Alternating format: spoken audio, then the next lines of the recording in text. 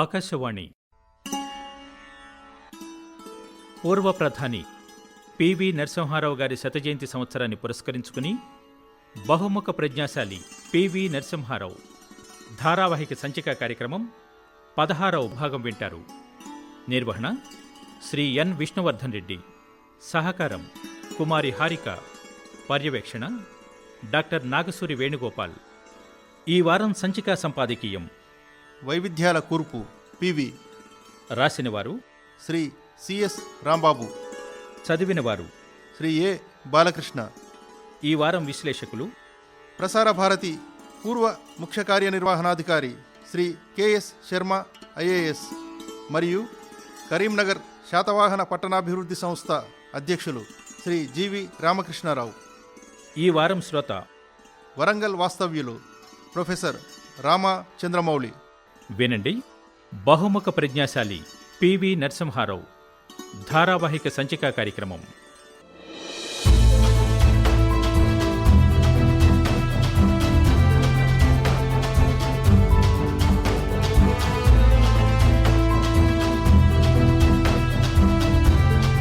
బహుముఖ ప్రజ్ఞాశాలి పివి నరసింహారావు.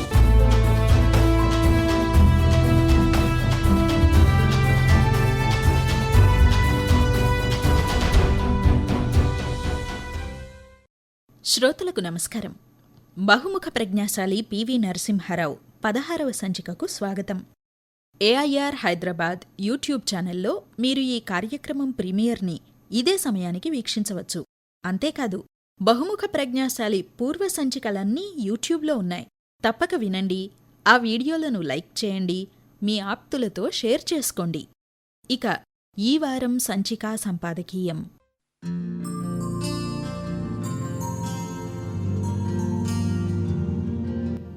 రాజకీయ సందర్భాన్ని అంచనా వేసే శక్తి చాలా తక్కువ మంది రాజకీయ నాయకులకుంటుంది. పివి దీనికి మినహాయింపు. ఆయనకెప్పుడూ తన పాత్రను అంచనా వేసుకునే శక్తి, సరైన సమయంపై అవగాహన స్పష్టంగా ఉండేవి. కేంద్ర రాష్ట్ర రాజకీయాలు ఏ విధంగా పనిచేస్తాయో తెలిసినవారు పివి. వారు నిర్వహించిన విదేశాంగ వ్యవహారాలు, రక్షణ, హోం, విద్య, ఆరోగ్యం, న్యాయ శాఖలు వారు ప్రధానిగా కీలక నిర్ణయాలు తీసుకునేందుకు ఉపకరించాయి. వారిలోని ప్రత్యేకత భిన్న అనుభవాల నుంచి నేర్చుకోవటం. ముఖ్యమంత్రిగా భూ సంస్కరణలు అమలు చేయటంలో ఎదురైన వైఫల్యాల గమనింపు ప్రధానిగా ఆర్థిక సంస్కరణల్ని జయప్రదంగా అమలు చేయటంలో తోడ్పడింది. త్వరగా నిర్ణయాలు తీసుకోరని ఆయన్ని పేర్కొంటారు, కానీ సరైన సమయం వచ్చిందని భావించినప్పుడు వారి నిర్ణయాలు వేగంగా సాగుతూ ఉండేవి. ఊహించండి, వారు తన జీవితమంతా ప్రొటెక్షనిస్ట్ రాజకీయాలతోనే గడిపారు. మూసేసిన ఆర్థిక రంగపు తలుపులు తెరవాల్సిన సమయం వచ్చినప్పుడు 1991 సంవత్సరం జూన్ నెల 19వ తేదీన కొన్ని గంటల వ్యవధిలోనే నిర్ణయించుకోగలిగారు. అది వారి స్థితప్రజ్ఞత. వ్యవసాయం, కార్మిక రంగం, అధికార యంత్రాంగం, సంక్షేమానికి సంబంధించిన సంస్కరణలు మైనారిటీ ప్రభుత్వానికి సాధ్యపడవు అనుకున్నప్పుడు వాటికి దూరంగా ఉండటాన్ని ఆ కోణంలో మనం అర్థం చేసుకోవాలి. ఇలా అనుకూల సమయం, తను పోషించవలసిన పాత్ర అన్న అవగాహన వారికి ఎలా ఏర్పడింది అన్న ప్రశ్నకు సమాధానం వారి 50 సంవత్సరాల రాజకీయ అనుభవం అని అర్థమవుతుంది. వారు సార్వత్రిక ఎన్నికల్లో 8 సార్లు విజయం సాధించిన వ్యక్తి. 3 భాషల్లో ప్రచారం చేసి 3 రాష్ట్రాల నుంచి గెలవటం సామాన్య ప్రజానీకంతో వారికున్న సంబంధాలను తెలుపుతుంది. జర్నలిస్ట్ రచయిత వినయ్ సీతాపతి పేర్కొన్నట్లు, పివి యువకుడిగా ఉన్నప్పుడు తనలో హ్యామ్లెట్, డాన్ క్విహోట్ ఇలా ఇరువురూ కనిపించేవారు. హ్యామ్లెట్ విద్యావంతుడైన సున్నిత మనస్కుడు, క్విహోట్ ఆలోచన లేని విప్లవకారుడు. ఈ భిన్నత్వాలు ఆయనలో ఒకటిగా కలిసిపోయాయి. అందువలన యోచనాపరుడు, కార్యశీలి రెండింటి సమ్మేళనంగా రూపొందారు పివి అంటారు సీతాపతి. ఆ భిన్నత్వమే వారికి అణుశక్తి కార్యక్రమ ప్రణాళిక కోసం వేచి చూడగల ఓర్పునిచ్చింది. ఆర్థిక సంస్కరణల అమలుకు ఒక్కరోజులో నిర్ణయం తీసుకోగల నేర్పును ప్రసాదించింది.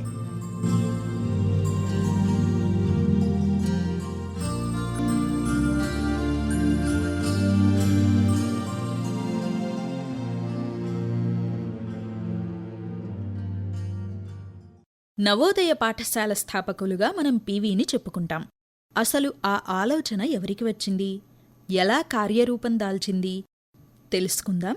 ఐఏఎస్ అధికారి ప్రసార భారతి విశ్రాంత ముఖ్య కార్యనిర్వహణాధికారి శ్రీ కెఎస్ శర్మ విశదీకరిస్తున్నారు. దీని వెనకాల ఆయన కృషి చాలా ఏళ్లకు ముందే మొదలైంది. మన రాష్ట్రంలో ఏపీ రెసిడెన్షియల్ స్కూల్స్ అని మొదలుపెట్టిన ఘనత ఆయనదే. అవి రీసౌండింగ్ సక్సెస్ అయినాయి. అంటే అసలు ఆ సీట్ల కోసం ఎంతోమంది చాలా రకాలుగా పరీక్షల్లో పాస్ అవటం అవన్నీ చేసుకునేవాళ్ళు. ఆ మోడల్ని మన దేశంలో పెట్టాలని ఆయన ఉద్దేశం. అది అంతకుముందు ఏ రాష్ట్రంలోనూ ఇంత స్కేల్లో జరగలేదు. వారు మన ఆంధ్రప్రదేశ్లో రెసిడెన్షియల్ స్కూల్స్ పెట్టినప్పుడు ఉన్నంత ప్రయత్నం వేరే చోట ఎక్కడా అంతకుముందు జరగలే. అయితే దీని వెనకాల అసలు కథ ఏంటంటే నాకు వారి ద్వారా తెలిసింది, 79లోనే ఇందిరాగాంధీ గారు మళ్ళీ అధికారంలోకి వచ్చినప్పుడు ఈయన్ని అడిగారట. ఆవిడ చాలా కష్టాలు పడి మళ్ళీ ఎలక్షన్స్లో గెలిచారు కదా. అప్పుడు ఆవిడ 2 కాన్స్టిట్యున్సీ నుంచి కంటెస్ట్ చేశారు. మీకు గుర్తుందో లేదో. మన దేశం మనకి, మన పార్టీకి, ముఖ్యంగా నాకు ఇంత గౌరవం ఇచ్చింది కదా, మళ్ళీ ఏం చేస్తే బాగుంటుంది, అది పర్మనెంట్గా మన ప్రజలు గుర్తుపెట్టినట్టుగా ఏ కార్యక్రమం చేస్తే బాగుంటుందని ఆవిడ అడిగారట. అప్పుడు ఈయన చెప్పారట, ఇలా మా రాష్ట్రంలో రెసిడెన్షియల్ స్కూల్స్ చాలా రీసౌండింగ్ సక్సెస్ అయినవి, అది మీరు దేశంలో ప్రతి జిల్లాలోనూ ఒకటి పెడితే బాగుంటుంది, దానివల్ల మన గ్రామీణ ప్రజల పిల్లలకి చాలా మెరుగైన విద్యా అవకాశాలు దొరుకుతాయని చెప్పారట. సరే, ఆవిడ ఆలోచిస్తుండగా అప్పుడు మనకి ఆర్మీ చీఫ్ జనరల్ కృష్ణారావు గారు ఉండేవారు. ఆయన వారితో అన్నారట, మీరు మెదక్ నుంచి గెలిచారు కాబట్టి మెదక్లో మీరు, ఆయన ఆర్మీ వారు కదా, ఆర్డినెన్స్ ఫ్యాక్టరీ పెట్టండి అని చెప్పారు. దాంతో ఈ విద్యాలయాల ఐడియా వెనక్కి వెళ్ళిపోయింది. అది అలా మర్చిపోయారు. ఆర్డినెన్స్ ఫ్యాక్టరీ వచ్చింది, బాగానే ఉంది. కానీ మళ్ళీ రాజీవ్ గాంధీ గారు గెలిచినప్పుడు ఇదే ప్రశ్న వేశారు. ఇంత మెజారిటీ వస్తుందని నేను కూడా ఊహించలేదు. నాకు మన దేశంలో నేను ఏ పని చేస్తే చిరస్థాయిగా నేను దేశ రుణం తీసుకోగలనని అడిగారట ఆయన్ని. అడిగితే ఆయన చెప్పారట, బాబు మీ అమ్మగారికి కూడా ఇదే ఆలోచన వచ్చింది, కానీ అప్పుడు చెప్పినప్పుడు విద్యాలయాల కంటే ఆర్డినెన్స్ ఫ్యాక్టరీ మెదక్ పార్లమెంటరీ నియోజకవర్గం వదిలేస్తున్నారు కనుక కొంచెం ముఖ్యం అనిపించి అప్పుడు దాన్ని పక్కన పెట్టారు. ఇది చాలా ఖర్చుతో కూడుకున్న పని కాబట్టి ఇష్టమైతే మనం ఇది మొదలు పెట్టచ్చు అని చెప్పారట. ఆ విధంగా ఆయన వెంటనే ఆయన కూడా మనసులో డూన్ స్కూల్ టైప్, ఇప్పుడు మన దేశంలో డెహ్రాడూన్లో డూన్ స్కూల్ అన్నదానికి ఒక ప్రఖ్యాతమైన పేరుంది.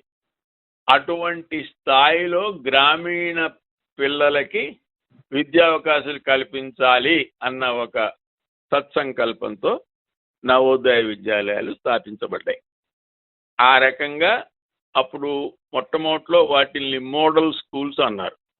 ఆ తర్వాత పేరు నవోదయ విద్యాలయాన్ని పెట్టారు. తర్వాత శివశంకర్ గారు హెచ్ఆర్డి మినిస్టర్గా ఉన్నప్పుడు జవహర్ నవోదయ విద్యాలయాన్ని, దానికి జవహర్ అని కూడా తగిలిచ్చారు ఆయన పేరులో. ఈ నవోదయ విద్యాలయాల ప్రత్యేకత ఏమిటి? గ్రామీణ పిల్లలకి 75% సీట్స్ రిజర్వ్డ్, అది ముఖ్యం.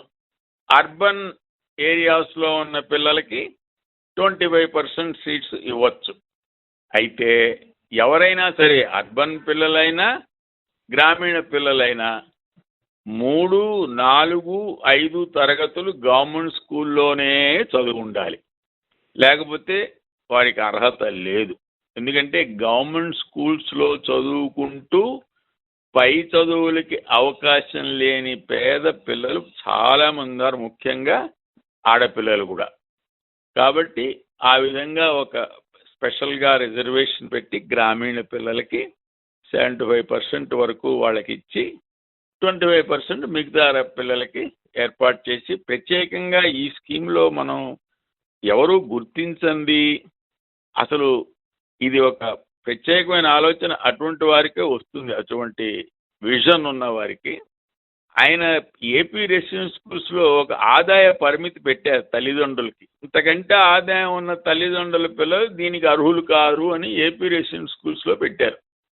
అది ఆయన భవన్లో చూసుకున్నారు. ఆయన చూసుకుని అది అంత కరెక్ట్ కాదని ఆయనకు అనిపించింది.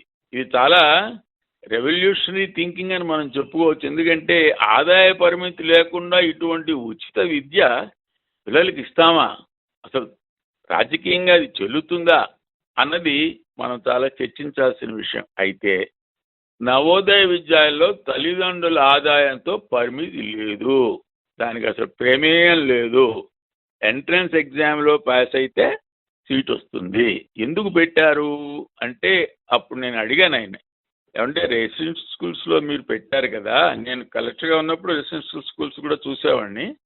కాబట్టి అడిగితే నేను చూసింది ఏమిటంటే ఈ ఆదాయ పరిమితి పెట్టేటప్పటికీ అందరూ పేద పిల్లలే వచ్చేస్తున్నారు స్కూళ్ళల్లోకి.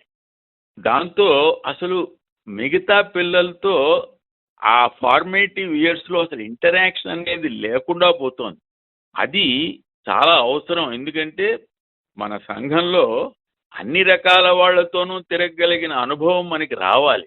ఆ విషయాలు మొదటి నుంచి తెలుసుకోవాలి.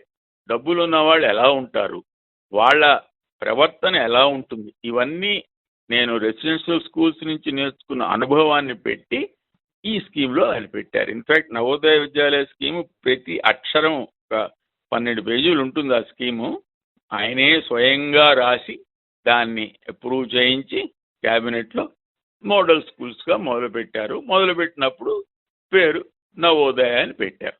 అప్పుడు ఎంత అపోజిషన్ వచ్చిందంటే మనం ఊహించలేం.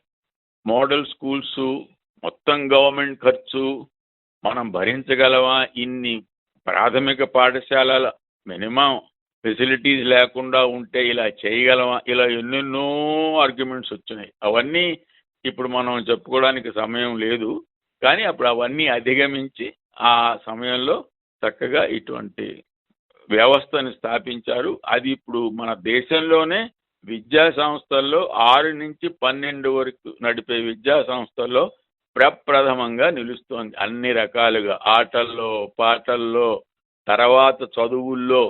నిజంగా మన పిల్లలు 12 తర్వాత వాళ్ళ సంగతి వాళ్ళు చూసుకోవాల్సిందే. ప్రభుత్వం ఏమీ ప్రత్యేకంగా వాళ్ళకి మామూలుగా మిగతా వాళ్ళకి చేసే ఏర్పాట్లు తప్ప ఈ విద్యాలయాల్లో చేసినంత ఏర్పాట్లు లేవు. అయినా సరే నవోదయ విద్యాలయ పిల్లలు మీరు ఏ రంగం ఉన్నా తీసుకోండి, కలెక్టర్లు ఉన్నారు, అంబాసిడర్లు ఉన్నారు, పోలీస్ ఆఫీసర్లు ఉన్నారు, డాక్టర్లు ఉన్నారు, అన్ని రకాల మన వ్యాపకాల్లోనూ వాళ్ళు చాలా ముందంజ వేస్తూ ఆ విద్యాలయాలకు ఒక మంచి పేరు రావడానికి అవకాశం ఏర్పడింది. అందులో 75% పిల్లలు గ్రామీణ పిల్లలే. అది దాని ఉద్దేశం. 1985 అమరావతిలో స్టార్ట్ అయింది, మహారాష్ట్ర. 86లో నేను జాయిన్ అయ్యాను మార్చిలో. 85 డిసెంబర్ ఆ ప్రాంతంలో అమరావతి స్కూల్ మొదలైంది. 86 నుంచి 91 వరకు 5 ఏళ్ళు నేను అక్కడ ఆ ఉద్యోగాన్ని డైరెక్టర్ నవోదయ విద్యాలయ సమితి అనేవాళ్ళు, ఆ పదవిని నిర్వహించాను. అది వారి దృక్పథం ఎలా ఉంటుందో చెప్తున్నాను. నేను తెలుసుకున్నది నా స్వానుభవంతో. అసలు నాకు ఈ ఉద్యోగం ఎలా వచ్చింది అని తెలుసుకోవాలనుకుంటే, నేను కరీంనగర్ కలెక్టర్గా ఉండేవాడిని. ఆయన అప్పుడు విదేశాంగ శాఖ మంత్రిగా ఉండేవాడు. ఆయనతో నాకు అప్పుడు పెద్ద ఇంటరాక్షన్ ఉండేది కాదు. ఎప్పుడో వచ్చేవారు, సంవత్సరానికో 6 నెలలకో ఒకసారి వచ్చి మళ్ళీ వెళ్ళిపోయేవాళ్ళు. ఫలానా వాడు కలెక్టర్గా ఉన్నాడని తెలుసు అంతే ఆయనకి. ఆ తర్వాత నేను ఆయన మళ్ళీ ఎందుకు కలుసుకున్నానంటే, నాకు సింగపూర్లో ఓ ఉద్యోగం కోసం గవర్నమెంట్ ఆఫ్ ఇండియా నన్ను సెలెక్ట్ చేసింది. Resident director India investment centre అని. అసలు అటువంటి ఉద్యోగం ఉన్నట్టే నాకు తెలీదు. ఇది రాజీవ్ గాంధీ గారు ప్రధానమంత్రి అయిన 3 నెలలకి ఆయన ఏవో బయోడేటాలు అవి చూసుకుని సెలెక్ట్ చేసేవారట ప్రత్యేకంగా ఆఫీసర్ స్పెషల్ పోస్ట్. అంటే సింగపూర్ నుంచి ఇండియాకి ఇన్వెస్ట్మెంట్ మనం తీసుకురావాలి, అది ఆ ఉద్యోగం. నేను కూడా ఆశ్చర్యపోయాను, నన్ను ఎలా సెలెక్ట్ చేశారు, నేను అసలు అప్లై కూడా చేయలేదు కదా అని ఆలోచించుకున్నాను. సరే వచ్చింది, సంతోషం. పిలిచారు ఢిల్లీకి, వచ్చి కామర్స్ మినిస్టర్ గారిని కలవండి అన్నారు. కలిసా. సరే మీరు ఇంకో 15 రోజుల్లో వెళ్ళడానికి తయారుగా ఉండండి అన్నారు. అక్కడ మంత్రి గారి పిఎస్ని కలిసా. ఇలా కలిశాను కదా, థ్యాంక్స్ అని చెప్పి వచ్చేసాను. హైదరాబాద్లో చేస్తూ ఉండేవాడిని ఉద్యోగం. ఉన్నట్టుండి 10 రోజుల్లో సారీ నీ సెలక్షన్ క్యాన్సిల్ అయిపోయింది, ఇంకోళ్ళు ఏమన్నా సెలెక్ట్ చేశాము అని టెలిగ్రామ్ వచ్చింది ఆ రోజుల్లో. ఆశ్చర్యపోయారు. అదేమిటి ఇప్పుడేగా వెళ్ళి కలిశాను మంత్రి గారిని అంటే, సరే అందరూ తెలిసిన వాళ్ళందరూ నువ్వు కరీంనగర్లో పనిచేసావు కదా, నరసింహరావు గారు ఉన్నారు కదా, వెళ్ళి కలు అని ప్రోత్సహించారు. సరే న్యాయం జరగలేదు కదా అన్న ఉద్దేశంతో ఆయన దగ్గరికి వెళ్ళా, ఢిల్లీకి వెళ్ళి, ఏమండి ఇదిగో ఇది జరిగింది, మీరేమన్నా కొంచెం సాయం చేసి పెట్టగలరా, ఆ ఉద్యోగం చాలా మంచిది అంటున్నారు, మంచి అవకాశం వచ్చింది అంటున్నారు, కాబట్టి మీరు కాస్త కామర్స్ మినిస్టర్ గారికి చెప్పి ఈ అన్యాయాన్ని సరిదిద్దగలరా అని అడిగా. అంతే. ఆయన వెంటనే, అంటే అందరూ విదేశాల్లోనే ఉద్యోగాలు చేయాలి, విదేశ ఉద్యోగాలు అంటేనే మోజా, మన దేశంలో ఉద్యోగాలు ఏమీ మోజు లేదా, ఎందుకయ్యా ఇట్లా పరిగెడతారు అన్నిటికీ, నా దగ్గర ఉద్యోగం ఉంది, నువ్వు చేస్తావా, నవోదయ స్కూల్స్ అని పెట్టబోతున్నాం, ఎవ్వరూ రావట్లేదు దానికి, నువ్వు చేస్తానంటే నేను నిన్ను ఇక్కడ తీసుకుంటా అన్నారు. సార్ నాకు తెలీదు అసలు ఇటువంటి స్కీమ్ వస్తుందని, కానీ మీరు నన్ను దృష్టిలో పెట్టుకుంటున్నారని, కానీ మీరు అడిగితే తప్పకుండా వస్తాను, ఎందుకు రానన్నా. సరే సంతోషం, నాకు నువ్వు వచ్చి కలిసావు కనుక ఈ ఆలోచన వచ్చింది, సరే ఆర్డర్స్ వస్తాయి, వెళ్ళు సెలెక్ట్ అవ్వు, అప్పుడు నువ్వు చేసుకో బాగా, కరీంనగర్లో నీ గురించి. అప్పటికి ఆయన అంతకుముందు ఒకసారో 2 సార్లు కలిసి ఉంటాను అంతే. ఆయన అప్పుడు ఆర్డర్స్ పంపించారు, నేను వెళ్ళి జాయిన్ అయ్యాను. సో ఎందుకు చెప్తున్నానంటే ఇది నా గొప్పతనం కాదు, ఆయన దృక్పథం అలా ఉంటుంది. అందరూ ఏమిటి ప్రతి ఒక్కళ్ళు పరిగెడతారు విదేశాల్లో ఉద్యోగాలకి, మన ఆఫీసర్లు అందరూనూ కాస్త ఆయనకి మంచి అభిప్రాయం కలిగిన ఆఫీసర్లు అయితే, ఇప్పుడు పివిఆర్కే ప్రసాద్ గారు ఆయన దగ్గర చాలా ఏళ్ళు చేశారు. ఆయనకి ఢిల్లీలో ఆయనకి మొట్టమొదటి ఉద్యోగం ఏమి ఇచ్చారు తెలుసా, పివి నరసింహరావు గారు ఎండి నేషనల్ సీడ్స్ డెవలప్మెంట్ కార్పొరేషన్ ఉద్యోగం ఇచ్చారు. ఎందుకు? దేశంలో రైతులకి మంచి విత్తనాలు దొరికేవి కాదు, ఇప్పుడు కూడా పరిస్థితి ఏం పెద్దగా మెరుగుపడలేదు, కానీ ఆయన దృష్టిలో పివిఆర్కే ప్రసాద్ గారు ఒక సమర్థుడైన ఆఫీసర్ కనుక అతను ఏదన్నా కొంచెం మార్పు తెస్తాడేమో అన్న ఆశతో పెట్టారు. చెప్తున్నది ఏంటంటే ఆయన దృక్పథం మిగతా వాళ్ళకంటే చాలా భిన్నంగా కొత్తగా ఉంటుంది, అది నేను చెప్పదలుచుకున్నాను.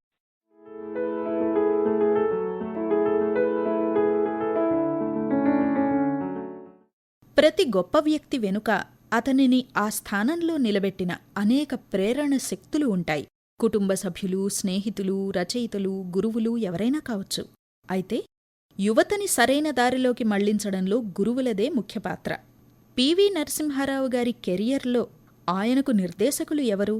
ముందుకు పోవాలంటే ఎలాంటి లక్షణాలు అలవర్చుకోవాలి యువత? ఇవన్నీ చెబుతున్నారు న్యాయవాది, కరీంనగర్ శాతవాహన పట్టణాభివృద్ధి సంస్థ అధ్యక్షులు Shri G V Ramakrishna Rao. All India radio Hyderabad శ్రోతలందరికీ కూడా నమస్కారం అండి. ముందుగా పివి నరసింహారావు గారి శత జయంతి ఉత్సవాన్ని తీసుకొని ఆల్ ఇండియా రేడియో హైదరాబాద్ శాఖ వారి మంచి కార్యక్రమం పెడుతున్నందుకు నేను ప్రత్యేకంగా హైదరాబాద్ శాఖ వారిని అభినందిస్తున్నాను. పివి నరసింహారావు గారి గురించి మనం యువకులం నేర్చుకోవాల్సిన 2 ముఖ్యమైన అంశాలు మాత్రం తప్పకుండా ఉన్నాయి. ఒకటి, మనం ఎంచుకోవాల్సిన గురువు గారు చాలా గొప్ప వ్యక్తి అయి ఉండాలి. మనము ఓటమి నుంచే మనం గెలుపుని మనం చూసుకోవాల్సిన అవసరం ఉన్నది. ఈ రోజు పివి నరసింహారావు గారు వంగర గ్రామంలో పుట్టి ఢిల్లీ పీఠాన్ని అధిష్ఠించినంటే వారి గురువు గారు రామానంద తీర్థ్ గారే వారికి స్ఫూర్తిదాయకము. వారి గురువుని మంచిగా ఎన్నుకున్నారు కాబట్టి ఈ రోజు పివి గారు ఒక చక్కటి నడకలో నడిచి ఈ దేశాన్ని బంగారు బాటలో తీసుకుపోగలిగినారు. అదేవిధంగా 1952లో మనకు ఎలక్షన్స్ వచ్చినాయి, ఫస్ట్ జనరల్ ఎలక్షన్స్. ఆ ఎలక్షన్ లో పివి నరసింహారావు గారు ఓడిపోయినారు కరీంనగర్ పార్లమెంట్ సభ్యులుగా. అయినప్పటికీ కూడా వారు ఓటమి నుంచే ఏ విధంగా గెలవాలనే ఒక గొప్ప సంకల్పంతో వారు ముందు పోయారు కాబట్టి సుదీర్ఘంగా 50 సంవత్సరాలు వారు చట్టసభలో కూర్చోగలిగినారు. నిజంగా కూడా పివి నరసింహారావు గారు అనగానే చాలా మంది పెద్దలందరూ కూడా మనం పివి గారు చేసిన గొప్ప రిఫార్మ్స్ గురించి చాలా మంది మాట్లాడుతుంటారు. కానీ పివి నరసింహారావు గారు ఒక రెబెల్ స్టార్ అనే విషయం చాలా మంది యువకులకు, ఈ తరం యువకులకు తెలియదు. ఎందుకంటే పివి గారు పుట్టింది ఒక గొప్ప భూస్వామి కుటుంబంలో అయినప్పటికీ కూడా, స్వతగా వారికే కొన్ని 100 ఎకరాల భూమి ఉన్నప్పటికీ కూడా వారి చిన్నతనంలో నిజాం నిరంకుశ పరిపాలనలో ఉన్నటువంటి అధికారులు ఏ విధంగా గ్రామంలో వారిని వేధించిన అనేది వారు కళ్ళారా చూసినటువంటి వ్యక్తి. అయినప్పటికీ కూడా అప్పుడున్న పరిస్థితులలో కూడా ఆ చిన్నతనంలో కూడా వారు స్కూల్లో ఎప్పుడైతే వరంగల్లో పోయి హైయర్ ఎడ్యుకేషన్ చేసే సమయంలో భారతదేశంలో స్వతంత్ర పోరాటం చాలా సుదీర్ఘంగా జరుగుతున్న సమయంలో ఆ రోజు వారు హాస్టల్లో ఉన్నప్పుడు ఈ యొక్క ఇండిపెండెన్స్ మూవ్మెంట్ గురించి కొంతమంది మిత్రులు ఆయన కొన్ని పేపర్స్ ద్వారా వారికి చేరవేసినారు. ఎందుకంటే పివి గారు ఒక మంచి స్టూడెంట్ కాబట్టి ఆయనను గ్రహించిన కొంతమంది మేధావులు కొన్ని మెటీరియల్ తీసుకొని ఇచ్చి, బాబు ఇది చదువుకొని దీని మీద స్పందించమని చెప్పినారు. అందులో ముఖ్యంగా వచ్చినటువంటి మెటీరియల్ ఏంటంటే, ఆ రోజు ఇండిపెండెన్స్ మూవ్మెంట్ లో భగత్ సింగ్ గారు అప్పుడు వారు చేసినటువంటి పోరాటానికి వ్యతిరేకంగా బ్రిటిష్ ప్రభుత్వము భగత్ సింగ్ గారికి ఉరివేయడం జరిగినది. వారి తండ్రికి ఒక ఉత్తరం రాస్తారు జైల్లో నుంచి, నా గురించి నువ్వు అడ్వకేట్ ని పెట్టకూడదు, నేను భారతదేశం కోసం నేను త్యాగం చేస్తున్నాను కాబట్టి నాన్నగారు మీరు పెట్టిన అడ్వకేట్ ని వెంటనే తొలగించండి, నా గురించి బ్రిటిష్ ప్రభుత్వం వారి దగ్గర ఎవరు కూడా నా ఉరిని తీపియమని చెప్పి కూడా మీరు పోరాటం చేయదు, ఏ అడ్వకేట్ ని పెట్టద్దు అనే ఒక లెటర్ పివి నరసింహారావు గారి దగ్గరికి చేరుతుంది. ఆ లెటర్ పివి నరసింహారావు గారు చదువుకొని చాలా కన్నీరు మున్నీరై, ఈ 34 సంవత్సరాల భగత్ సింగ్ గారు తన ఉరి కోసం కూడా సిద్ధపడ్డప్పుడు మనం ఎందుకు నిజాం నిరంకుశకు పోరాడద్దు, మనం ఎందుకు ఈ స్వతంత్ర ఉద్యమంలో పాల్గొనదని చెప్పి కూడా ఆ రోజు నుంచి కూడా పివి నరసింహారావు గారు వారి సంకల్పంలో ఒక రెబల్ స్టార్ గా తయారైపోయి కూడా ఆ రోజు నిజాం వ్యతిరేకంగా వారు పోరాటం చేయడం జరిగినది. అది ఈ విషయాలు కూడా చాలా మందికి తెలియదు. ఇది ప్రత్యేకంగా పివి గారు వారి ఇన్సైడర్ బుక్ లో తను స్వయంగా రాయడం జరిగినది. అయితే పివి నరసింహారావు గారు వారు చిన్నప్పుడు వారి ఊర్లో ఉన్నప్పుడు కూడా వారి తండ్రి గారు భూస్వామి కాబట్టి ఏ అధికారి వచ్చినా కూడా వారి తండ్రి గారి దగ్గరకు వచ్చేది కాబట్టి ఏ విధంగా బ్యాడ్ లాంగ్వేజ్ తోటి తిట్టేవారు అనేది కూడా వారు స్వయంగా గ్రహించిన వ్యక్తి.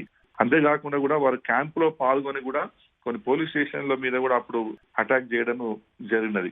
వారు ఇవన్నీ చూసిన తర్వాత ఒకరోజు స్కూల్ లైబ్రరీలోకి వెళ్ళి ఇండియన్ నేషనల్ మూవ్మెంట్ గురించి పుస్తకాలు కావాలని చెప్పి ఆ లైబ్రరీని అడిగినప్పుడు వెంటనే ఆ లైబ్రరీను నిజాంకు ఉన్నటువంటి ఇంటెలిజెన్స్ చెప్పిండు, ఇక్కడ ఒక వ్యక్తి ఇండిపెండెన్స్ మూవ్మెంట్ గురించి అడుగుతున్నాడు, ఈయన మీద నిఘా పెట్టండి చెప్పి. అంటే అప్పటి నుంచే పివి గారు ఏమాత్రం భయపడకుండా చాలా గొప్పగా ముందుకు పోయినటువంటి వ్యక్తి. ఈ రోజు నీరెగిన మన భారతదేశ స్వతంత్రం చూస్తే ఇండిపెండెన్స్ వచ్చిన తర్వాత నిజమైనటువంటి దేశభక్తులు అని చెప్పడంలో పివి నరసింహారావు గారు మొదటి సంఖ్యలో ఉంటారు.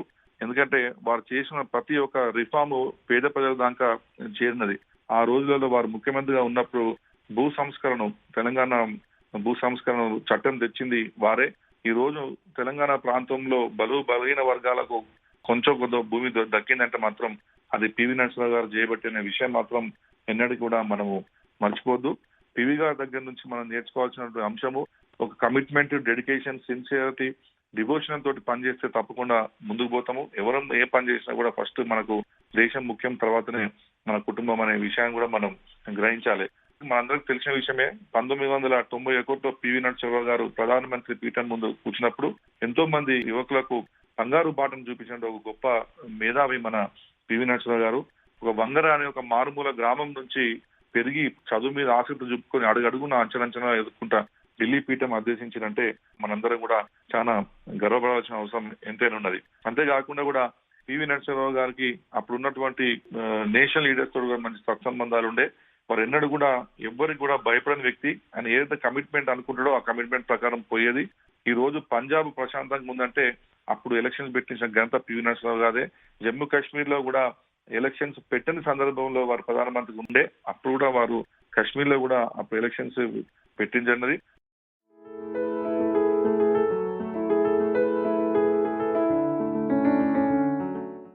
అక్షరహాలికుడిగా విభిన్న సాహితీ ప్రక్రియలను అచ్చతెలుగులో సుసంపన్నం చేస్తున్నారు ఆచార్య రామా చంద్రమౌళి. 32 నవలలు, 345 కథలు, 12 కవితా సంపుటాలు, 3 నాటకాలు, 4 విమర్శన గ్రంథాలు, అనేక సినిమా కథలు రచించారు. కాళోజీ ఒక కాలేజీ అని నిర్వచించే చంద్రమౌళి గారు 2020 సంవత్సరానికి గాను ప్రతిష్టాత్మక కాళోజీ భాషా పురస్కారాన్ని తెలంగాణ రాష్ట్ర ముఖ్యమంత్రి చేతుల మీదుగా అందుకున్నారు. పివిని ఈ దేశ పునర్నిర్మాతగా కొనియాడుతున్నారు తమ కవితలో. స్వాప్నికుడు రూపశిల్పి. అతను 16 భాషల్లోనూ మౌనం వహించగలడు. తొలి దక్షిణ భారతదేశ ప్రధాని గృహప్రవేశం చేసే నాటికి ఇంటికి తలుపులు లేవు, కిటికీలు లేవు, లోపల అసలు నేలే లేదు. 47 టన్నుల బంగారాన్ని కుదువబెట్టి చేతులెత్తేసి బజార్లో నిలబడ్డ దేశం పునర్నిర్మించి సత్వర సంస్కరణలే ఇక ఆఖరి ఆయుధమైన వేళ రాజకీయ నాయకుడు రాజనీతిజ్ఞుడయ్యాడు. ఒకటే నినాదం, దేశ్ బచావో దేశ్ బనావో. ఒకటే నినాదం, దేశ్ బచావో దేశ్ బనావో. న్యూ ఇండస్ట్రియల్ పాలసీ నిప్ 1991తో వినయ్ సీతాపతి చెప్పిన హాఫ్ లైన్ ఇక పూర్తి సింహమే అయ్యాడు.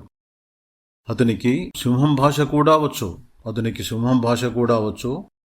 ఆర్థిక సరళీకరణ సంస్కరణల పితామహుడై రాలిపోతున్న నక్షత్రాలను దోసిట్లో ఒడిసిపట్టాడు. లోపలి మనిషి బయట దేశ జెండాను ఎగరేస్తూ, దేశం లోపల వరుస ప్రణాళికలను అగ్నిబీజాలా నాటుతూ వెళ్ళాడు. లోపలి మనిషి బయట దేశ జెండాను ఎగరేస్తూ, దేశం లోపల వరుస ప్రణాళికలను అగ్నిబీజాల్లా నాటుతూ వెళ్ళాడు. గురుకులాలు, నవోదయ పాఠశాలలు, మధ్యాహ్న భోజన పథకాలు, ఉపాధి హామీ పథకాలు, జాతీయ మైనారిటీ కమిషన్, జాతీయ మానవ హక్కుల కమిషన్, జాతీయ మహిళా హక్కుల commission, national backward classes finance corporation, మొబైల్ను ఈ దేశం చేతుల్లో పెట్టి నేషనల్ టెలికమ్యూనికేషన్ పాలసీ, జాతీయ కౌలుదారీ చట్టం, సఫాయి కర్మచారీ కమిషన్లతో దేశానికి కొత్త ఊపిరులూది, కొత్త నడకలను నేర్పి, వరాహావతారంతో దేవుడే పృథ్విని రక్షించినట్టు ఈ దేశాన్ని 2 చేతులతో తెచ్చి ఈ తరానికి దానం చేసిన సంస్కరణల రూపశిల్పి, ఈ దేశాన్ని 2 చేతుల్లో తెచ్చి ఈ తరానికి దానం చేసిన సంస్కరణల రూపశిల్పి, మౌనయోగి, మహామనీషి మన నారసింహుడు ఈ దేశ ప్రాణప్రదాత, ఈ దేశ పునర్నిర్మాత, ఈ దేశ తెలుగు జాతి తేజోవిధాత.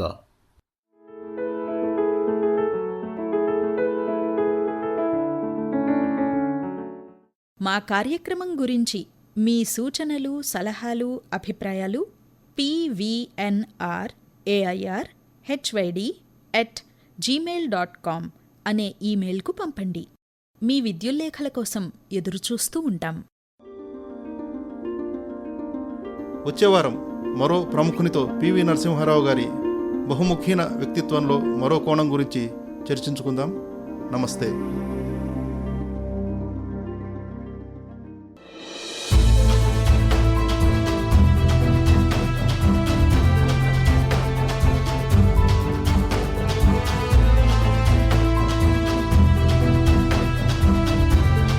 బహుముఖ ప్రజ్ఞాశాలి పివి నరసింహారావు.